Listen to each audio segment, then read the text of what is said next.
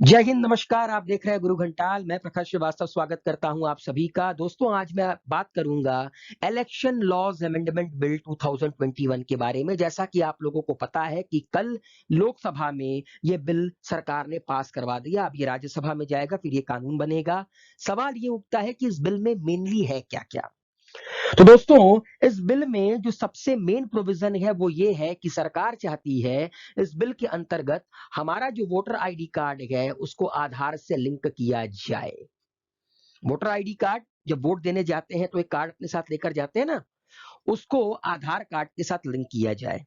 असल में इस चीज की डिमांड, मतलब वोटर आईडी कार्ड को आधार से लिंक करने की demand, election commission of India पहले भी सरकार के सामने रख चुकी है।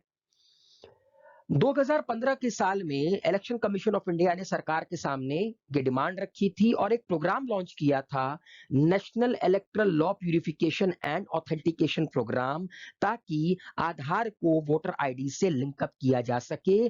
और it said the linking will weed out multiple enrolment in the name of one person. देखिए, यूजुअली होता क्या है, हमारे देश में एक इंसान के कई सारे वोटर आईडी कार्ड होते हैं। अब ऐसे फॉर एग्जांपल मान लीजिए कोई यूपी का है, यूपी के किसी भी शहर से बिलोंग करता है, कल को वो नौकरी करने दिल्ली गया तो उसने वहां पर जाकर दिल्ली में भी एक वोटर आईडी कार्ड बनवा लिया। फिर मान लीजिए दिल्ली से उसका मुंबई ट्रांसफर हुआ, उसने महाराष्ट्र में भी एक वोटर आईडी कार्ड बनवा लिया। तो एक ही इंसान के नाम पर कई सारे वोटर आईडी कार्ड चल रहे हैं। भले कि वो इंसान उस चीज को जानबूझकर बनवाया हो ना बनवाया हो, लेकिन आप में से बहुत सारे लोग ऐसे होंगे जिनके मल्टीपल वोटर आईडी कार्ड होंगे। क्योंकि भाई नौकरी जहां पर लगती है, इंसान जहां पर नौकरी पेशा करता है वहां का जाकर वोटर आईडी कार्ड बनवा लेता है।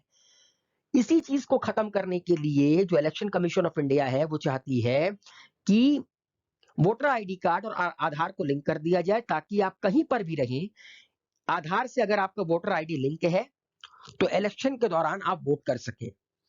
ये बात 2015 में ही इलेक्शन कमीशन ऑफ इंडिया ने सरकार के सामने पेश कर दी थी। लेकिन उसी वक्त सुप्रीम कोर्ट ऑफ इंडिया का एक डिसीजन आया, the use of Aadhaar will remain optional to avail of welfare schemes. उस दौरान बड़ा बवाल उठा था जब सरकार कह रही थी कि आधार से लिंक कीजिए, आधार से लिंक कीजिए, आधार से लिंक कीजिए अपने पैन कार्ड को और भी कई सारे कार्ड्स वगैरह को। अगर सोशल वेलफेयर स्कीम्स पे अवेल करना है, अगर उसका फायदा पाना है तो आधार से लिंकअप करना जरूरी है। तो सुप्रीम कोर्ट ऑफ इंडिया ने उसी दौरान एक निर्णय लिया, निर्णय सुनाया, और वो ये था कि आधार का जो डेटा होता है ना, वो इंसान का प्राइवेट डेटा होता है। कोई भी इंसान का प्राइवेट डेटा उससे बिना पूछे इस्तेमाल नहीं कर सकता, चाहे वो सरकार ही क्यों ना हो। ये राइट टू प्रिवेसी के under supreme court of India ने इस पूरे के पूरे मुद्दे को इंक्लूड कर दिया, वो जो कि हमारा फंडामेंटल राइट है, मौलिक अधिकार है। तो आधार का जो इस्तेमाल है वो सुप्रीम कोर्ट ऑफ इंडिया ने ऑप्शनल कर दिया। अगर आपकी जरूरत है, अगर आपको लगता है आपको यूज करना है आधार का डेटा, तो आप यूज कीजिए, नहीं करना है तो मत कीजिए। Following this the EC modified it's proposal and said the linking will be optional. अब जैसे ही सुप्रीम कोर्ट का यह फैसला आया, इलेक्शन कमीशन ऑफ इंडिया ने कहा कि हम चाहते हैं कि लोगों का आधार कार्ड उनके वोटर आईडी कार्ड से लिंकअप हो, लेकिन ये ऑप्शनल हो, मतलब जिसको करवाना है वो करवाए, जिसको नहीं करवाना है वो ना करवाए। ये सब कुछ आम जनता पे निर्भर करेगा, कोई मैंडेटरी नहीं होगा। अब देखिए दोस्तों, हुआ क्या। अच्छा, इस बिल में कई सारे और प्रोविजन है। पहला प्रोविजन तो मैंने आपको बता दिया कि आधार को लिंकअप करना है वोटर आईडी कार्ड से, मगर ये ऑप्शनल है, ये मैंडेटरी नहीं है। Now it will provide registration of new voters on 4 qualifying dates in the place of the existing January 1 of every year. देखिए, हमारे देश में क्या है कि भारत के संविधान के 61वें अमेंडमेंट से पहले, 61st अमेंडमेंट राजीव गांधी की सरकार थी, 61वां अमेंडमेंट हुआ, उसके तहत हिंदुस्तान में वोटिंग की जो एज है उसको 18 साल कर दिया गया। ठीक है, इसके पहले 21 साल तय की गई थी मियाद वोट करने की। अगर 21 साल अगर आप कंप्लीट कर चुके हो तभी आप वोट दे सकते हो, लेकिन 61वां अमेंडमेंट कर उसको 18 साल कर दिया गया। अब कोई भी अगर बच्चा है वो 18 साल का होगा, उसको अपना वोटर आईडी कार्ड बनवाना है। तो अभी तक क्या था कि हर साल की पहली तारीख को ही एक ही दिन मिलता था जिस दिन आप वोटर आईडी कार्ड के लिए अप्लाई कर सकते थे इस बिल के आने से पहले।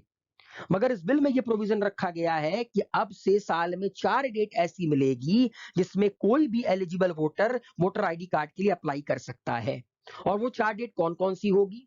1 जनवरी, 1 अप्रैल, 1 जुलाई और 1 अक्टूबर। तो कहीं ना कहीं साल में अब 4 दिन मिलेंगे अगर किसी को अपना वोटर आईडी कार्ड बनवाना है, वो 18 प्लस है तो, जो कि पहले सिर्फ 1 जनवरी को ही पॉसिबल होता था। इसके अलावा दोस्तों इस बिल में कुछ बातें और कही गई हैं।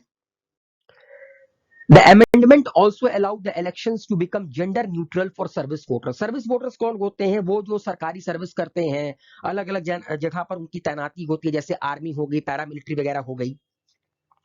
तो ये जो अमेंडमेंट है, याद रखिएगा, ये सारा का सारा amendment representation of people act 1951 में होगा। अब वो किस किस सेक्शन में होगा उसके आगे हम बात करेंगे। Representation of people act 1951। तो इस अमेंडमेंट के तहत जो सर्विस वोटर हैं उनको भी जेंडर न्यूट्रल बनाया जाएगा। कैसे? The amendment will help replace the word wife with the word spouse, making the status gender neutral.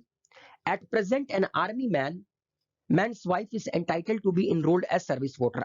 आज के दौर में क्या होता है, अभी जो मैं प्रेजेंट सिनेरियो बता रहा हूं, कि मान लीजिए कि कोई आर्मी में जॉब करता है, तो उनकी जो वाइफ है, उनकी जो मिसेस होंगी, वो एज ए सर्विस वोटर के तौर पर इनरोल्ड होती हैं।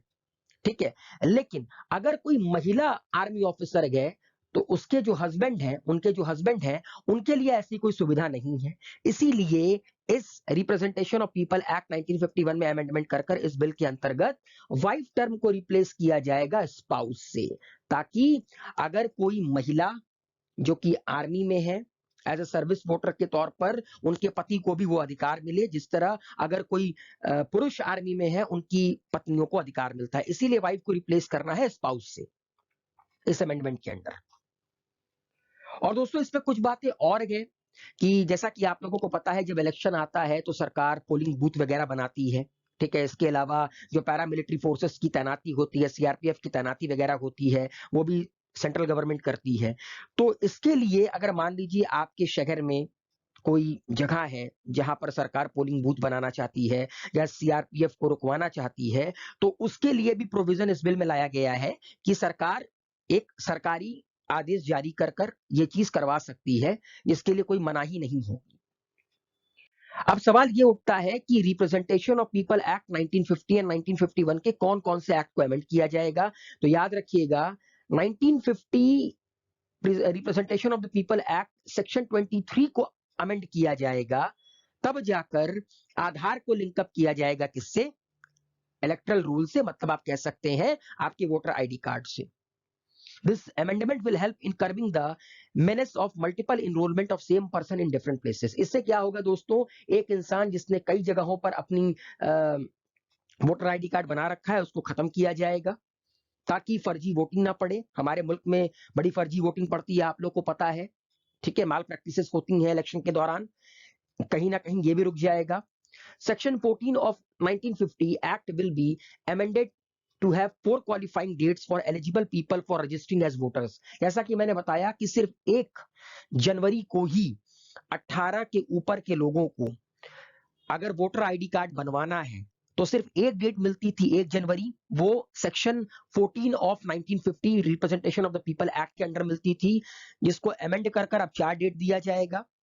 इसके अलावा रिप्रेजेंटेशन ऑफ पीपल एक्ट 1950 का सेक्शन 20 और रिप्रेजेंटेशन ऑफ पीपल एक्ट 1951 का सेक्शन 60 भी अमेंड किया जाएगा। और जो वाइफ वर्ड गए सर्विस वोटर्स के लिए, उसको स्पाउस से क्या कर दिया जाएगा? रिप्लेस कर दिया जाएगा। तो याद रखिएगा, section 23 representation of people act 1950, section 14 of representation of people act 1915, section 20 of representation of people act 1950 and section 60 of representation of people act 1951, इनको अमेंड कर इस बिल के अंतर्गत ये सारी की सारी एक्टिविटीज को परफॉर्म किया जाएगा। अब कहीं ना कहीं विपक्ष इसका विरोध कर रही है, क्योंकि डेमोक्रेसी है, लोकतंत्र है, लोकतंत्र में विपक्ष तो विरोध करता ही करता है, फिर चाहे वो रूलिंग पार्टी कोई भी हो, विपक्ष में कोई भी हो। विपक्ष का कहना है कि कहीं न कहीं सरकार इससे आधार का जो डेटा है, उससे खिलवाड़ करेगी, सरकार उसे अपने फ़ायदे के लिए इस्तेमाल करेगी। इसीलिए फिलहाल अभी जो ये पूरा का पूरा आधार और वोटर आईडी कार्ड का लिंकअप का क्राइटेरिया है, उसको वॉलंटरी माना गया है, ऑप्शनल माना गया है। जिसको करवाना है करवाए, जिसको नहीं करवाना है वो ना करवाए। अब वो किस तरह इंप्लीमेंट होगा, किस तरह ये बिल सक्सेसफुली इंप्लीमेंट होगा, ये आने वाले भविष्य में पता चलेगा। लेकिन उम्मीद है मुझे आप लोगों को ये बिल पसंद आया होगा, मेरे द्वारा एक्सप्लेन किया हुआ। अपना प्यार बनाए रखिए, गुरु घंटाल को सब्सक्राइब करवाइए, सब्सक्राइब कीजिए। Thank you so much. Good luck, take care.